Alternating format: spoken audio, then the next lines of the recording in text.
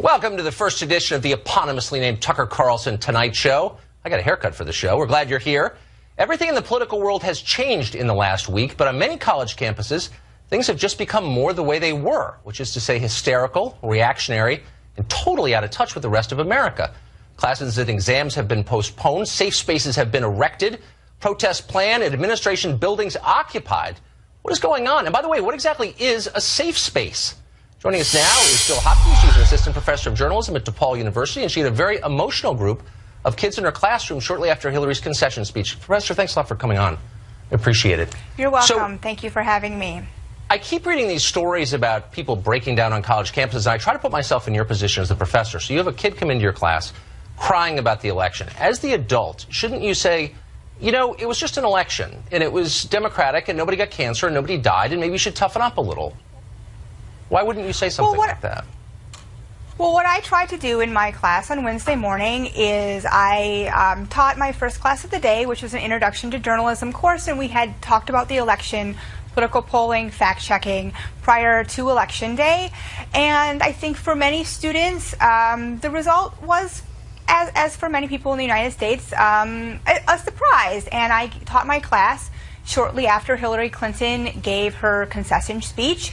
And for many students, particularly for young women, it was something a glass ceiling to break, to aspire to have a woman as president of the United States. And so I don't think it's about, as you were saying, being hysterical, but it's about processing and having a space to make sense of what happened and to have a discussion.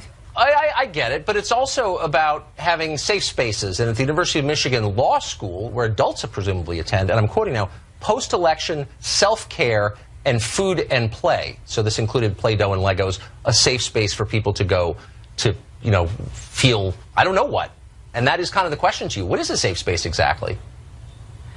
Well, in my opinion, the role of higher education is to foster debate, but also to be cognizant of students that are coming to our campuses from many different backgrounds.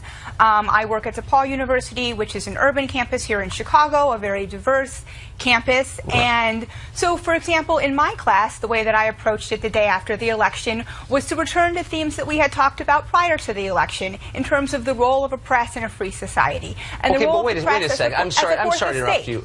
And I think those are great questions, and I'm glad that you're raising them. But the role of the university, in practical terms, is not to foster the debate. It's to squelch it.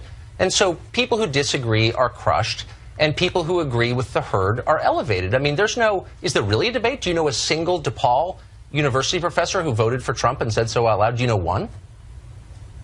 You know what? I do not talk about my personal political leanings with my colleagues. You know as well as I that there isn't any at all. And isn't that a problem? Isn't that a lack of diversity? I don't think that you have any I don't think that you have any evidence to support that claim, and that's actually not the right question. The right question is the role of the university to, again, I teach journalism, and so what I said to my students the day after the election was returning to the role of a press in a free society. And our role as journalists, as you would know, is to hold all elected officials accountable, regardless of our personal political leanings. But also our powerful people. And you're a professor, and so you fall into that category, if I can say, as someone to whom others look for guidance.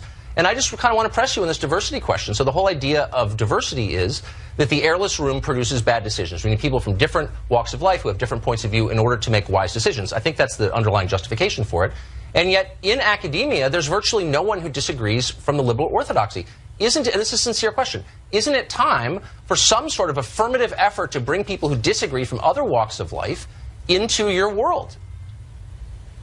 Well, we certainly try to foster discussion, debate, and have dialogue about the role of free speech on college campuses, the role of free speech in society, and certainly I think that this election does bear out that we need to find ways to reach across partisan divides and speak with those who do not share our own views. Well, fostering a conversation about free speech is different from allowing free speech, I notice, unfortunately. But, Professor, you're game to come on, and I appreciate your point of view. Thanks a lot.